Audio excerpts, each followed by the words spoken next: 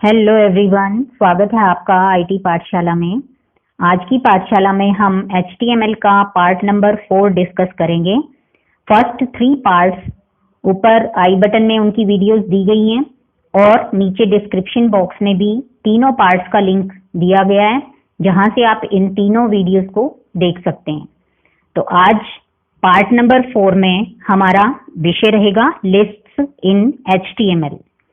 जब हम कुछ आइटम्स को एक स्पेसिफिक ऑर्डर में रिप्रेजेंट करना चाहते हैं अपने वेब पेज पे, तब हम लिस्ट टैग का यूज करते हैं। तो HTML हमें 3 टाइप्स की लिस्ट प्रोवाइड करता है: अनऑर्डर्ड लिस्ट, ऑर्डर्ड लिस्ट और डेफिनेशन लिस्ट।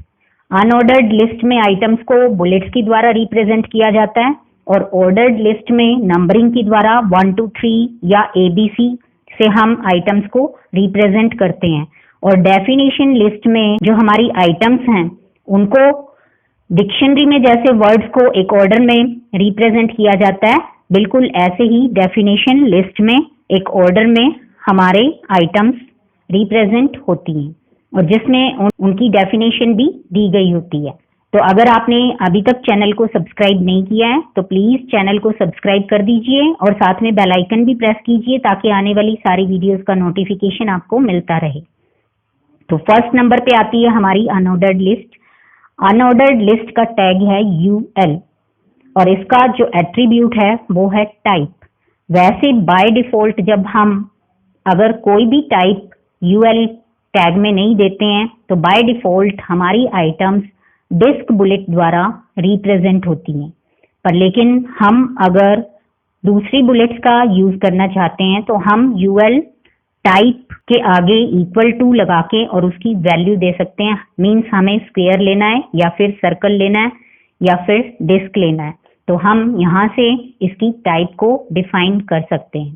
तो इसकी कोडिंग हम करेंगे नोटपैड में। तो नोटपैड हमने ओपन कर लिया है और नोटपैड में हमने अनऑर्डर्ड लिस्ट की कोडिंग की है। तो यहाँ पे टाइटल में हमने लिखा है अनऑर्डर्ड लिस्ट और हेड टैग को क्लोज कर दिया है। टाइटल टैग को क्लोज करने के बाद उसके बाद बॉडी टैग को हमने स्टार्ट किया है। बॉडी टैग में हमने हेडिंग दिया है H1 टैग लगा के स्टडी टिप्स। उसके बाद हमने UL टैग लगाया है अनऑर्डर्ड लिस्ट और इसमें हमने लिस्ट आइटम्स दी हैं। LI tag for list items, LI। यहाँ पे हमने अपनी एक एक आइटम लिखने के बाद LI टैग को हमने क्लोज कर दिया है और हमने ये सारी आइटम्स लिखने के बाद बॉडी टैग को भी क्लोज कर दिया है और उसके बाद लास्ट में हमने HTML टैग को भी क्लोज कर दिया है। अब ये पूरी जब हमने कोडिंग कर ली उसके बाद हम इस फाइल को सेव करेंगे। फाइल को सेव करते हुए साथ में हमने HTML एक्सटेंशन उसकी लगानी है। तो यहाँ पे सेव एज ऑप्शन पे क्लिक करके UL अनऑर्डर्ड लिस्ट .html लगा के हम इस फाइल को सेव कर लेंगे। तो फाइल हमारी सेव हो गई है। इसको हम मिनिमाइज करेंगे और अब ये फाइल हम ओपन कर लेंगे। ये हमारी फाइल ब्राउजर में ओपन होगी। तो UL नाम से ये हमारी फाइल आ रही है। तो यहाँ से हम इसको ओपन करेंगे।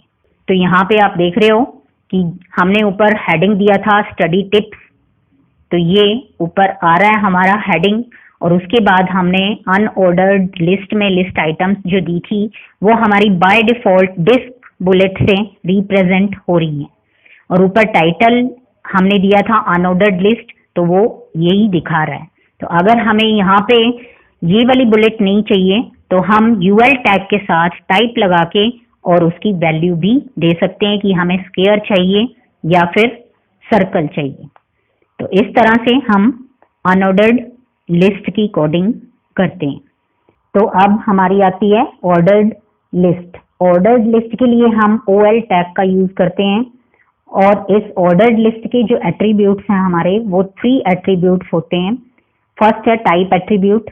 टाइप में हम कौन से नंबरिंग से हम उसको आइटम्स को रिप्रेजेंट कराना चाहते हैं या फिर अल्फाबेट्स ABC से या फिर रोमन जो काउंटिंग है हमारी उससे हम रिप्रेजेंट करना चाहते हैं आइटम्स को, तो यहाँ से हम वो टाइप ले सकते हैं। सेकंड एट्रीब्यूट है इसका reversed attribute. Reversed attribute means हम उसको डिसेंडिंग ऑर्डर में अगर रिप्रेजेंट करना चाहते हैं आइटम्स को, तब हम रिवर्स्ड एट्रीब्यूट का यूज करते हैं। और थर्ड है स्टार्ट एट्रीब्यूट। हम कुछ नंबरिंग्स हमने दूसरे पेज पर दे दी हैं, कुछ नंबर ऑफ आइटम्स, और नेक्स्ट पेज पे हम आगे वाले नंबर्स देना चाहते हैं, तो हम वहाँ पे स्टार्ट एट्रीब्यूट का यूज करते हैं। वहाँ हम स्टार्ट एट्रीब्यूट का यूज करके और नंबर जो भी हमारी इच्छा के अनुसार हम जिस नंबर से स्टार्ट करना चाहते हैं उसी नंबर से हम उसको स्टार्ट कर सकते हैं। वैसे तो 1 2 3 से नंबर स्टार्ट होता है, पर लेकिन हम अगर बीच वाले किसी नंबर से लिस्ट आइटम्स को स्टार्ट करना चाहते हैं, जैसे कि 6 नंबर से हम स्टार्ट करना चाहते हैं, तो उसके लिए हम स्टार्ट एट्रीब्यूट का यूज करते हैं। तो हम OL टैग को भी नोटपैड पे इसकी कोडिंग करके देखते हैं। तो ये नोटपैड में मैंने ऑर्डर्ड लिस्ट की कोडिंग की है। तो यहाँ पे टाइटल में हमने दिया है ऑर्डर्ड लिस्ट, और टाइटल टैग को क्लोज करके, हेड टैग को क्लोज करके बॉडी टैग को ओपन किया है। बॉडी टैग में यहाँ पे हमने हेडिंग दिया है H1 यूज करके टैग पार्ट्स ऑफ कंप्यूटर, और यहाँ पर हमने हेडिंग टैग को क्लोज कर दिया है, मीन्स H1 जो हेडिंग हमने लगाया हुआ है। उसके बाद हमने OL टैग का यूज किया है ऑर्डर्ड लिस्ट के लिए। ऑर्डर्ड लिस्ट हमारी यहाँ से स्टार्ट हो रही है, तो फर्स्ट आइटम है हमारी लिस्ट आइटम हार्डवेयर, और इसको हमने क्लोज कर दिया है LI टैग को। फिर हमने सेकंड आइटम दी है सॉफ्टवेयर, और फिर हमने OL टैग को क्लोज कर दिया है, और बॉडी टैग को भी क्लोज कर दिया, और HTML टैग को भी क्लोज कर दिया है।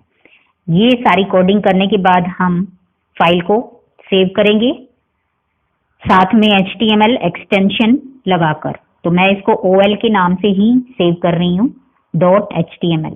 सेव करने के बाद हम इसको मिनिमाइज कर लेंगे, और मिनिमाइज करने के बाद हम अपनी फाइल को ओपन करेंगे। हमने ये OL के नेम से इसको सेव किया है, तो ये हमारी आ रही है यहाँ पे। हम इसको ओपन करेंगे, तो ओपन करने पे आप देख रहे हो जो ऊपर हमने H1 हेडिंग टैग लगा के पार्ट्स ऑफ कंप्यूटर लिखा था, तो वो हमारा आ रहा है ऊपर।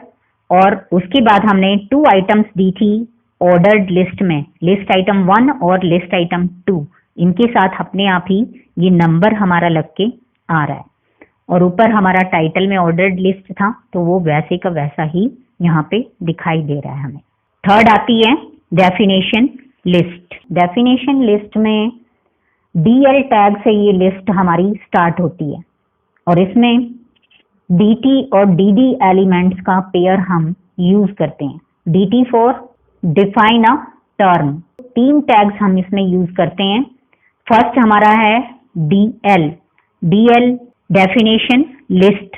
ये स्टार्ट करने के लिए हम इसका DL टैग का यूज करते हैं। उसके बाद हम DT टैग का यूज करते हैं, जिसमें हम टर्म को डिफाइन करते हैं। और उसके बाद है थर्ड DD से हम टर्म की डेफिनेशन के लिए इसको यूज करते हैं, इस टैग को। और फिर लास्ट में DL टैग को क्लोज कर दिया जाता है। तो इसको भी हम नोटपैड में कोडिंग करके फिर देखते हैं कि डेफिनेशन लिस्ट हमारी कैसी आती है।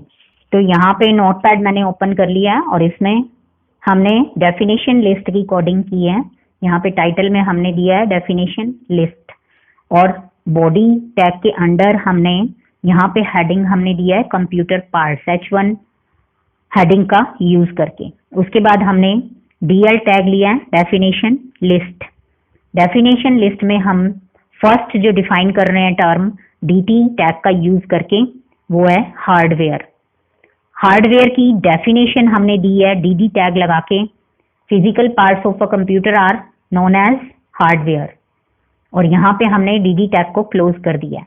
उसके बाद डिफाइन टर्म टैग लगा के हमने दूसरी टर्म को डिफाइन किया है। दूसरी टर्म हमारी है सॉफ्टवेयर, और यहाँ पे DT टैग को हमने क्लोज कर दिया है, और फिर DD टैग लगाकर डेफिनेशन दी है software is a set of programs, और यहाँ पे हमने डेफिनेशन टैग को क्लोज कर दिया है और उसके बाद बॉडी टैग को क्लोज कर दिया है और लास्ट में HTML टैग को क्लोज कर दिया है। तो इसको भी फाइल को हम सेव करेंगे dl.html। इसको मिनिमाइज करेंगे और फाइल अपनी ओपन करके देखते हैं कि हमारी फाइल कैसी दिखाई देती है।